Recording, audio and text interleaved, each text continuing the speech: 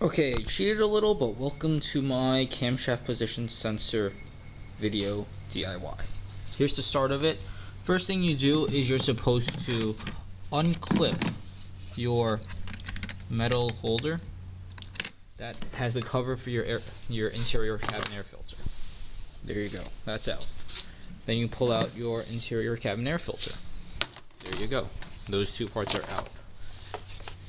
Your next step is that you have a piece of weather stripping right here. You pull that one off too. That comes off very, very easily. Next step, you have a clip. Pull that. Lay the wire out to the side. So you're at this point. You have this butterfly clip here where you pinch. It's on the strut tower where you pinch it and you pull it out. And then you are almost there. You have this tube that goes into your cabin and these clips. You unclip all of them and you wiggle it out until it's free of the housing itself. Then you have the housing and you start shimmying the housing out like such. You have a little groove that you have to get above the hood strut. So with some creative shimmying, there you go. Pulls out easy as pie. Here's your brake booster, brake fluid container, and there you go. Your next step is to grab this hose and then you start tugging at it until this one also comes out. As you can see, it's just suctioned on into the firewall there. And a very quick note about the tube that goes into the firewall, it's a twist, so you actually want to twist it a little and then pull out. Don't pull straight out. That was my bad. So you're at this step right now. This is where the hard part comes in. I have an inspection mirror with a light, and basically what you're going to be looking for is behind right here. Okay? The first thing I would do is you go to here. These hoses, coolant, fuel hoses, you just play around with. But right here, this box, right where I'm pointing to, that is the ignition box. And well, what goes on with it is, sorry about this, it's going to be some very, very tricky camera angle stuff, but you can see that from there, there's a grommet and then there's a little pole that sticks out. Okay, that would be your mount for the ignition box. What you do is you take the ignition box, looking at it right here, and you pull it up until it pops out. Okay, next step is, as you can see, I already pulled out my camshaft position sensor. You weren't really supposed to do that, but there's a 10mm bolt. As I try and fumble with everything again. Okay, there you go. There is your camshaft position sensor. It's underneath the mount, as you can see. Grommets, and there's another pole.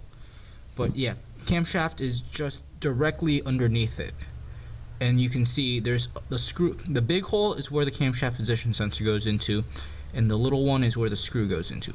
Usually it's a 5mm Allen key. In my case, since it's already been replaced before, it was a 10mm hex. Alright, your mileage may vary. A lot of people say to undo the mount. I was able to undo the hex and just shimmy and wiggle the camshaft position sensor out.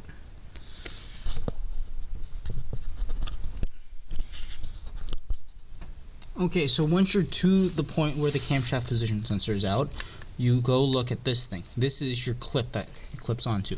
You squeeze it in the back, as you can see right. Sorry about this lighting. It's absolutely terrible. You can see that clip in the back. That's what you squeeze, and then you pull it out. And now over here, this is my old camshaft position sensor. Okay, this is my new camshaft position sensor. That is the part number. I did not get OEM BMW with the BMW logo, but I got OEM manufacturer. which is 80 electronic. And here is your new camshaft position sensor. You can see the differences right here and here, which is kind of saying that over time BMW did redesign it. This is the new design part. If I went OEM BMW, it would look exactly like this, but somewhere on here it would say BMW. There are some numbers there, but you won't really see it. What I will be reusing is this green O-ring. I'll be slipping it back onto right here, and then I will reinstall everything. Okay, and here it is again. Let me try and get another better angle, but okay, let's see. There you go. If you can see that, that's the camshaft position sensor. That is back in as best as it can be. I lost it. There you go. Again, ignition box is right there. There's one of your poles, and it goes into the grommets. I'm trying to. It's very tight back here. But yeah, that gold little piece right. Lost it. That gold piece right there and the black part associated with it, that is your camshaft position sensor. It is not a very daunting task, actually. Mine, I don't know, mine's an October 99 build car. It was pretty easy to get into. I didn't have to remove a lot of things that other people said they would, and this was just the intake. Alright, so there you go. I will be continuing on to do the exhaust, and then I will be doing the passenger side also. And again, if you focus on that mirror again, you can see the 10mm nut that I used to put on the camshaft position sensor, and the BMW connector is connected back on. Take your time to line up the screw hole with the screw hole in the engine block. Otherwise, just tighten it down, make it, I don't know, 2-finger tight, which is 2 fingers. Grab onto your little wrench right there. I used a 1/4-inch drive wrench with a 10mm socket, got in there just fine. Make it 2-finger tight and you should be good to go. There's a washer on the bolt, so it should not be loosening. And as you can see again, that's one of the poles that the ignition box slips back onto, which is your next step. Alright, so now we resume doing driver's side exhaust, camshaft position sensor.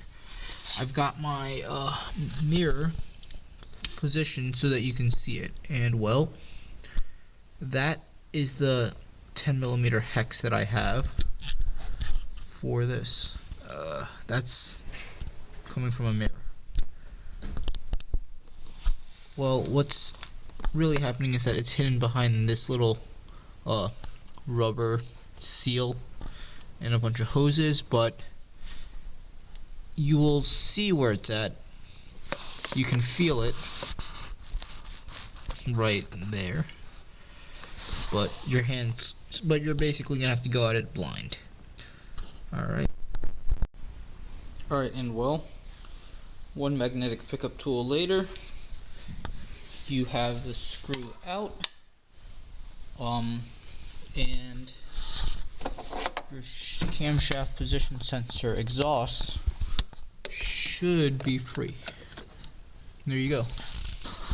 If you look at that, don't stare into the glare, but you can see empty hole, and there it is. Now all you gotta do is pull that out of its socket, unplug it, and insert your new one, which is that thing right there. So a quick tug later, there's your really dirty camshaft position sensor. As you can see, I don't have an O-ring on this one, which means that the O-ring is still stuck in the engine block. Of course, you always should remove the old O-ring and use the new one. As you can see, the new camshaft position sensor for the exhaust will come with an O-ring. The intake does not come with an extra O-ring, so I just used my old one. The old one was still in perfectly fine shape, so I just oiled it up a little and just put it back on. Bam. Just hook your finger in there and O-ring comes right out. Not hard at all. It's still a very messy job though.